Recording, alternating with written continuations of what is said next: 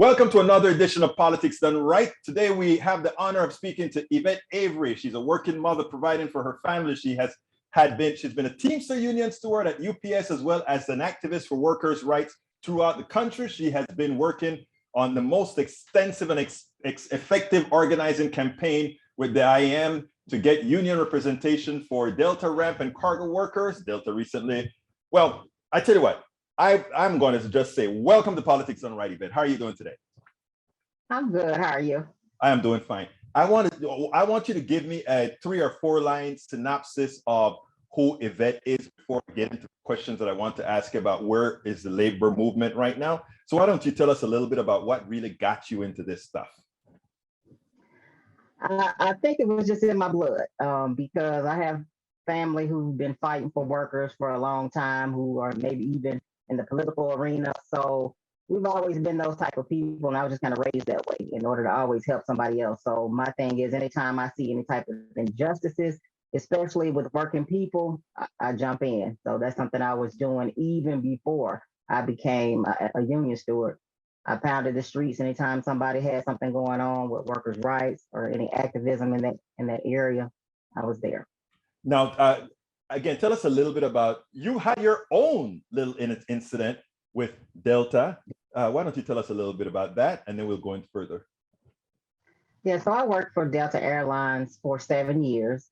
Started out as a ramp worker, went upstairs as a gate agent, and as I was upstairs as a gate agent, started wearing the union pin. It was a lot more active in the unionizing process for the below wing and cargo workers. Well, that led to them all of a sudden saying that my job at UPS was a conflict of interest. Mind you, I had already been at UPS 5 years prior to start working at Delta. On my resume, they were fully aware that I worked at that company, but now it became an issue that I was out in front as a union activist, trying to get the workers organized. So at that point, they gave me an ultimatum saying that my job was a conflict and that I needed to choose which job that I wanted to keep. So of course I said, I don't have the issue. Delta has the issue. I want to keep both of my jobs. I work them both. I need them both to sustain my family. So therefore I want to keep both of my jobs. But ultimately they terminated me, and the fight started at that point, of course, for me, with the hashtag Stand With Evette movement that I started online. I made videos, did interviews, and you graciously gave me a spot on your show to get the information out as to how Delta treated workers and those who are fighting for workers' rights, and how they were union busting at its finest. Now, is your case now closed, or you continue to fight that particular case? But it's definitely closed now. It was a 2-year fight, but the way the state of Georgia works is the right to work at will state.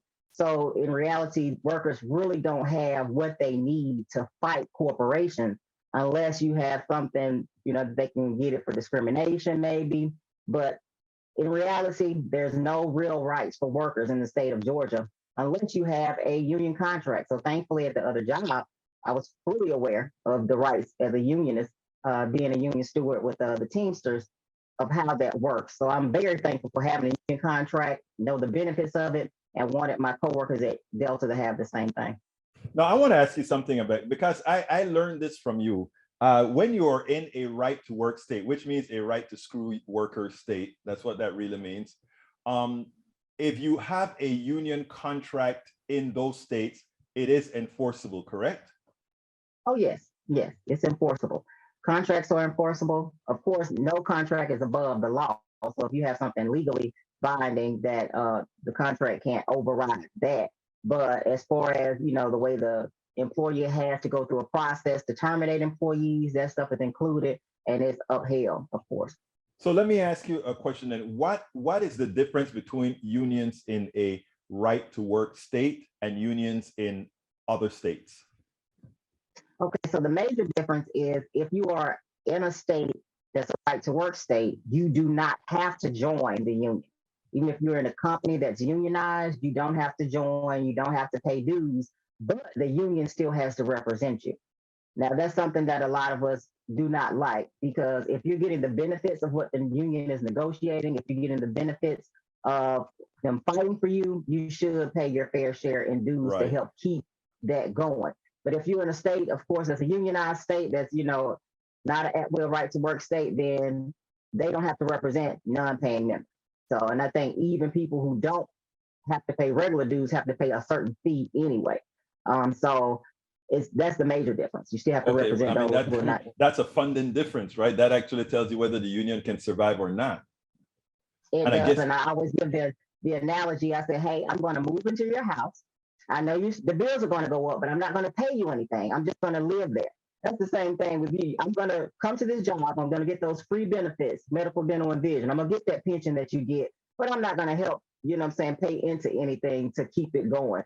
So that's the analogy I use. I said, hey, I'm coming. I'm moving in. Get ready. I'm moving in. it So is they don't like it like ridiculous. that, and they see the perspective. Yeah.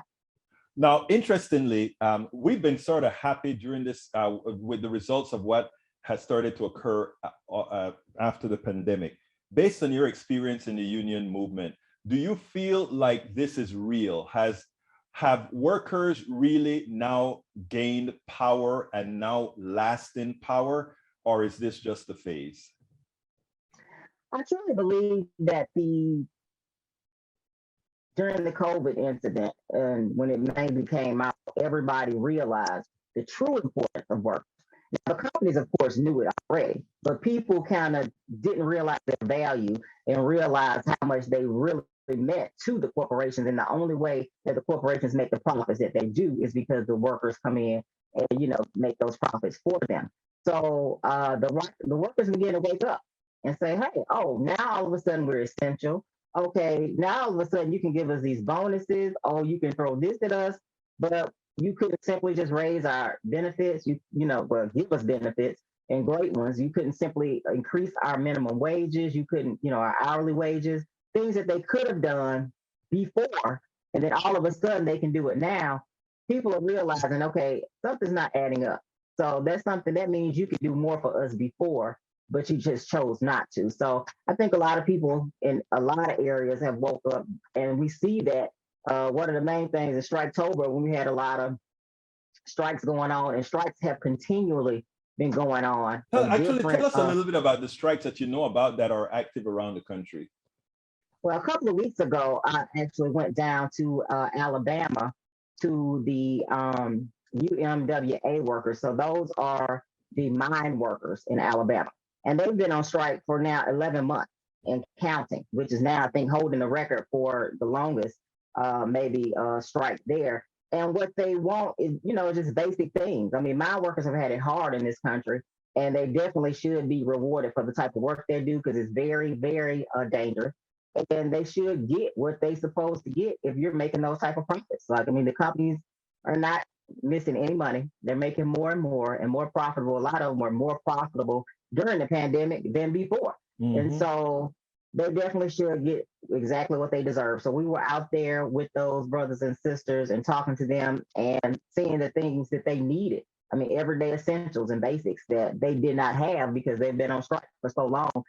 So I made sure I posted how to donate and give, to their strike fund, as well as they have a whole pantry set up so they can come get food and clothing items and whatever they need for the children, things like that. So that's one strike. And that same day, we also supported the Amazon workers in Bessemer, Alabama, who are now getting a chance to do another election, because the first election they had last year, of course, Amazon had so much union busting going on, it was ridiculous, and they caused them not to win that time. So the NLRB, which is the labor board, National Relations Labor Board, decided that they should get another opportunity to vote. So we were at a rally for them and heard some great stories from different people who work there and things that they go through and why they deserve to have a union, and they definitely should get it.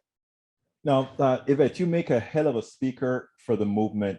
What always concerns me is that we don't get enough Evettes out there in front of a camera, letting people see what's going on. And there's power in having people see other people do powerful things, right?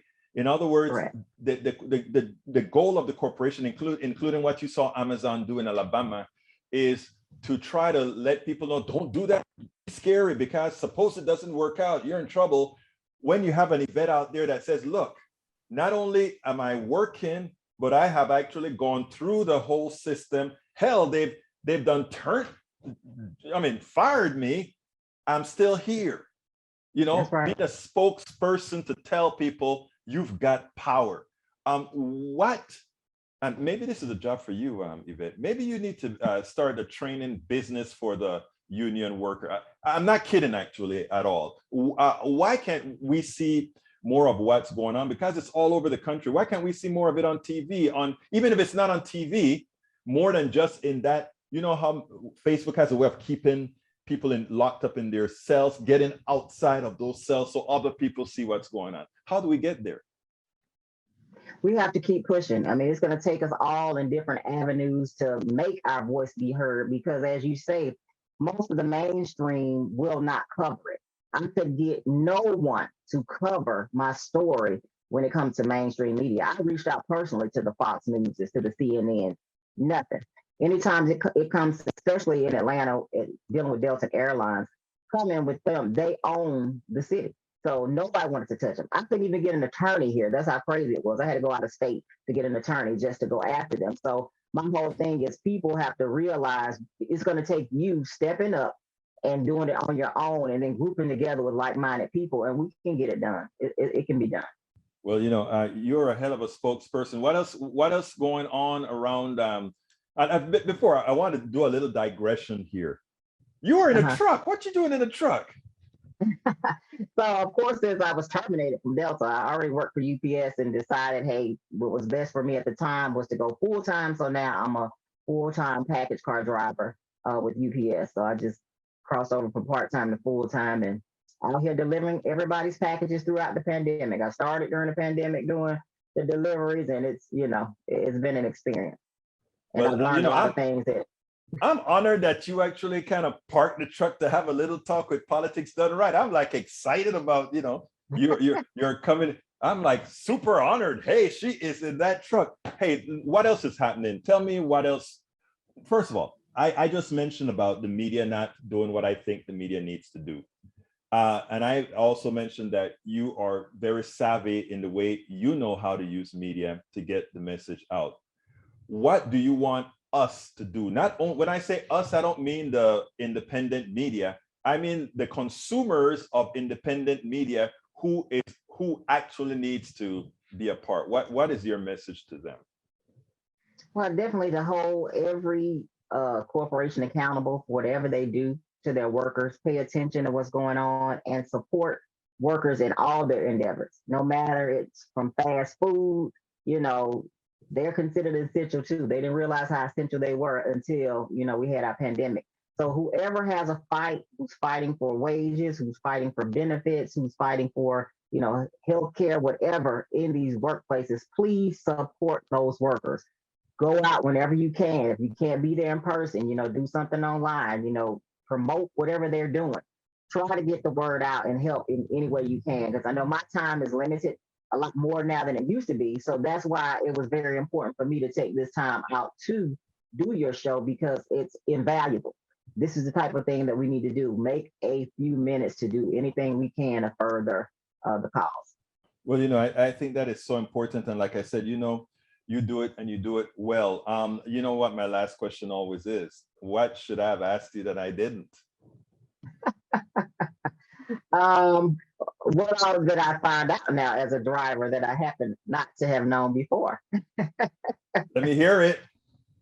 Well, I have a lot of safety concerns when it comes to driving, and of course, I started a online petition about that, and I'm going to be fighting for that to get more safety precautions and things put in place for drivers out here because it's a lot of things we never think about until we actually do the job.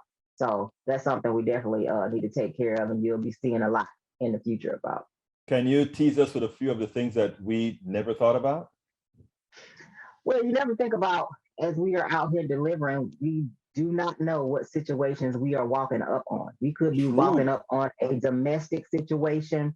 We've had people kidnapped. We've had people shot. We've had people, things happen to, drivers out here on the road that you just don't think about. You just think, hey, my package is coming. But you never know where we are, where we're going, and the things that we deal with. So those are just a couple of things. We walk up on things that you wouldn't imagine. And, we have to deal with them on a daily basis and deal with the management, coming at us crazy because they think we should be doing this or that. But it's a lot to deal with out here. Amazing. Well, Evette, it's always my pleasure to speak to you. Like I tell you all the time, and I mean this from the depths of my heart, you're one of my heroes because you are on the ground actually getting things done. And you know what I believe? I believe the people who are getting things done are the ones who are worthy. So thank you so kindly once again for appearing on Politics Done Right. Evette Avery, our national union specialist. That's what I'm going to call her. Thank you so kindly for having been on Politics Done Right. Thank you so much for having me again. We spend a lot of time deconstructing the news, trying to parse it into a form that everybody can understand. We try to find those little nitpicks where it flies above the fray, etc. If you really like these videos that we do, I want to ask a big favor. Please go ahead, number one, subscribe to our channel, and number two, please join if you can. Thank you so kindly for watching. Keep watching. Please remember to share. We must populate the entire internet with our progressive message, a message that we know is what most Americans say that they want. So help us, please join.